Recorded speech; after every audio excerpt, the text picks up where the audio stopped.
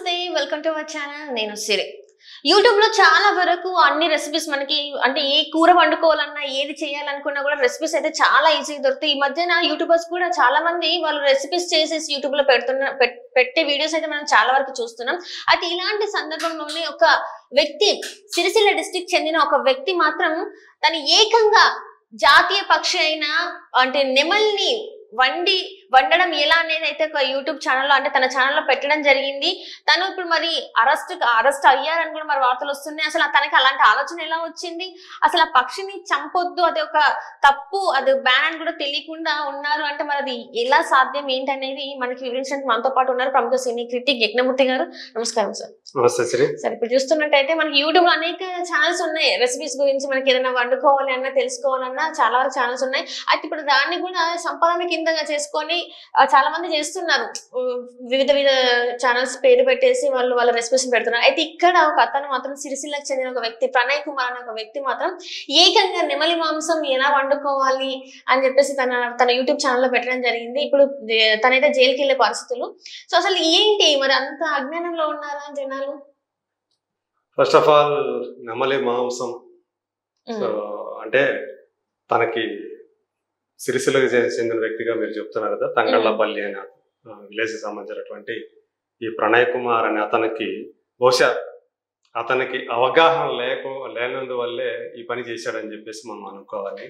ఎందుకంటే అది నెమలి అనేది మన జాతీయ పక్షి. అట్లాగే మనకి వన్యప్రాణి సంరక్షణ చట్టం అని ఒకటి ఉంది. సో అందులో కొన్ని రకాల వన్యప్రాణులు ఏవైతే ఉన్నాయో వాటిని వేటాడటం కానీ వాటి మాంసం భుజించడం కానీ నేరం అని చెప్పేసి ఒక చట్టం ఉంది.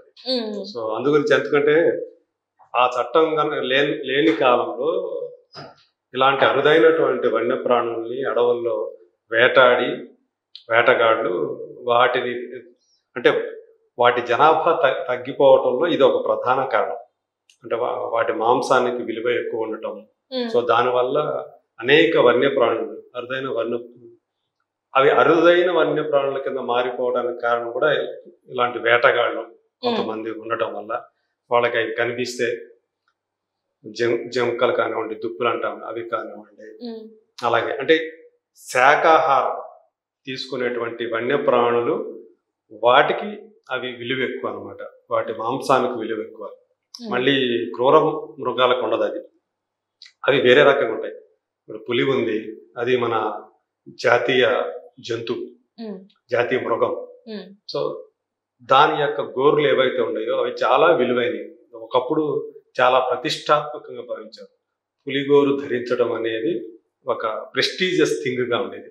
మెడలో చైను, దానికి చివర పులిగోరు ఉంటుంది.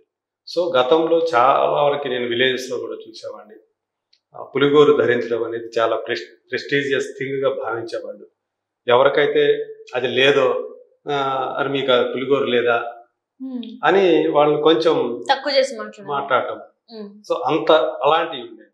మనకి ఏనుగు దంతాలకు ఉండే వాటికి అంత విలువ ఉంటుంది విదేశాలు మనకు తెలుసు.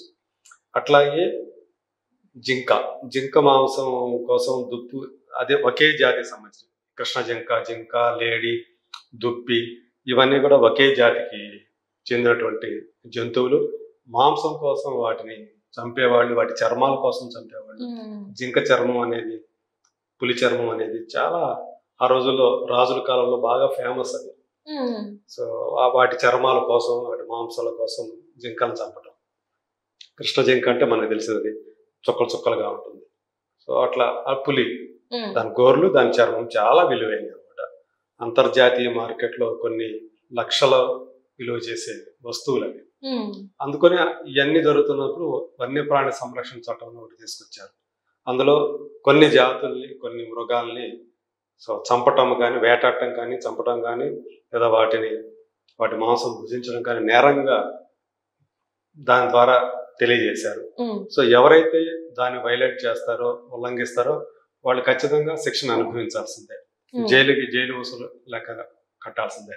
సో ఇప్పుడు మరి ఈయన అది జాతీయ పక్షి, వన్యప్రాణి సంరక్షణ చట్టం కింద అది ఒక కాపాడబడుతున్నటువంటి ఒక పక్షి అనేది ఆయనకి తెలియక ఈ ప్రణయ్ కుమార్ అనే అతనికి ఇప్పుడు అది దాని మీద ఒక కూర వండి ఎలా వండాలి దాన్ని అని పెట్టడం. యూట్యూబ్ లో పెట్టారు. పెట్టాడంటే అక్కడ మనకి అలా పెట్టాడంటేనే రెండు జరిగి ఉండాలి. అతనికి దాని మీద అవగాహన లేకపోవటం, అంటే దాన్ని చంపి మాంసం వండటం అనేది నేరం అనే విషయం తెలియకపోవటం, దాని వలన జరగాలి. లేదా నన్ను ఎవరు చూస్తారని కాదు, చూద్దాంలే ఒకవేళ అట్లాంటి నిర్లక్ష్యం వల్ల జరిగి ఉండాలి. సో మొత్తానికి అంటే తను ఇప్పటికే చాలా రకాల వంటలు, చాలా రెసిపీస్ తను ఎలా చేయాలి ఏంటి అనేది తన యూట్యూబ్ ఛానల్లో తను ఆల్రెడీ ఇప్పుడు పెడుతూ వస్తున్నాడు కాబట్టి 500 పైనే వీడియోలు అతని ఛానల్లో ఉన్నాయని చెప్తున్నారు.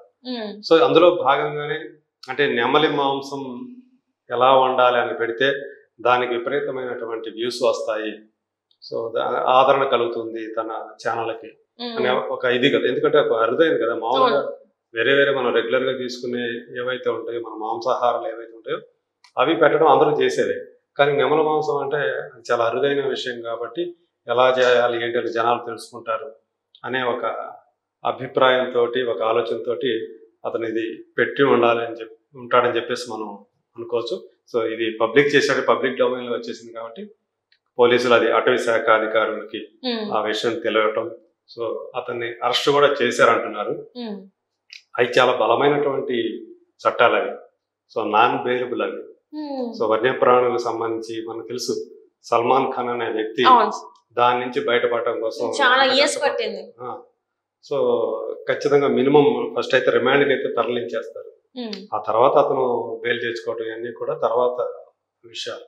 సో వన్యప్రాణి సంరక్షణ చట్టం అనేది చాలా బలమైన చట్టం కాబట్టి అది కనుక నేరం కనుక నిరూపణ అయితే ఖచ్చితంగా జైలు శిక్ష పడుతుంది, సంవత్సరాల పాటు జైలు శిక్ష పడుతుంది. కాబట్టి జనం కూడా ఏంటంటే మనం ఏదైనా సరే మనం రెగ్యులర్ గా మనం మాంసాహారం ఏదైతే తీసుకుంటామో, ఏ ప్రాణులు అయితే అవి కాకుండా మిగతావి ఏవైనా సరే, జింక కానివ్వండి, ఇవన్నీ కూడా దీని కింద ఉంటాయి, చట్టం కింద పరిరక్షింపబడుతున్నటువంటి వన్యప్రాణులు. సో అవి వాటిని మనం తాకకూడదు, వాటిని వెంటాడకూడదు, సో వాటి మాంసాన్ని మనం తినకూడదు అనే అవగాహన వాళ్ళకి ఖచ్చితంగా ఉండాలి. అంటే మనం చిన్నప్పటి నుంచి మనకి బుక్స్ లలో మనకు చెప్తూనే ఉంటారు, ఇవి ఇట్లా చేస్తే ఇది తప్పు, ఈ వీటికి జోలికి వెళ్ళొద్దు అని చెప్పేసి మనకి చెప్తూనే ఉన్నారు. అంటే తనకు తెలియకుండానే ఇది చేశారంటారా సార్? అదే మరి వాళ్ళు పోలీసుల విచారణలో, అటవీ శాఖ అధికారుల విచారణలో ఆ విషయాలు మనకి బయటికి రావాల్సింది. అతను ఎందుకు చేశాడు, ఎక్కడ దాన్ని పట్టుకున్నాడు, సో అతనికి నెమలు అనేది ఎట్లా లభ్యమైంది, ఈ విషయాలన్నీ కూడా మనకి తెలియాల్సి ఉంది. గతంలో కూడా ఇట్లాగే వికారాబాద్ లో ఒక 2 వ్యక్తులు ఇట్లాగే మాంసం కూర వండి భుజించారనే విషయం తెలిసి పోలీసులు వాళ్ళని అరెస్ట్ చేయడానికి వెళ్ళినప్పుడు మేము దాన్ని వేటాడలేదు, అది ఆల్రెడీ అక్కడ చచ్చిపోయి పడి ఉంటే, అంటే కరెంట్ షాక్ కొట్టి చనిపోయి ఉంది, దాన్ని మేము వండుకొని తిన్నామని చెప్పేసి వాళ్ళు విచారణ అయితే తెలియజేయడం జరిగింది. సో అది కూడా తప్పే. అంటే చనిపోయిందని కూడా, మీరు చనిపోయిందంటే దాన్ని ఏదన్నా పూడ్చిపెట్టి అట్లాంటిది ఏదైనా చేయాల్సిందే కానీ దాని మాంసాన్ని తినకూడదు, చనిపోయినదైనా సరే. సో దాన్ని వేటాడటము నేరమే, దాని మాంసం తినడం, ఈవెన్ చనిపోయిన తర్వాత దాని మాంసం తినడం కూడా నేరం. సో ఇది ఈ అవగాహన మనం కలిగి ఉండాలి. సో మనం ఏదైనా సరే ఒక అరుదైన జాతి, ఒక అరుదైన వన్యప్రాణిది, దాని మీద ఒకవేళ మోజు ఉంటే మనం తినాలని ఉన్నప్పుడు అది తినొచ్చా లేదా, ఒకవేళ ఈ విషయం బయటపడితే ఏమవుతుంది, ఈ అవగాహన అంతా ఉండాలి. అంటే విషయం బయట పడకపోయినా అది తప్పు, ఈ పని చేయడం తప్పు, ఇది నేరం, దీనికి ఒక చట్టం ఉంది అనే విషయం వాళ్ళు తెలుసుకొని ఉండాలి.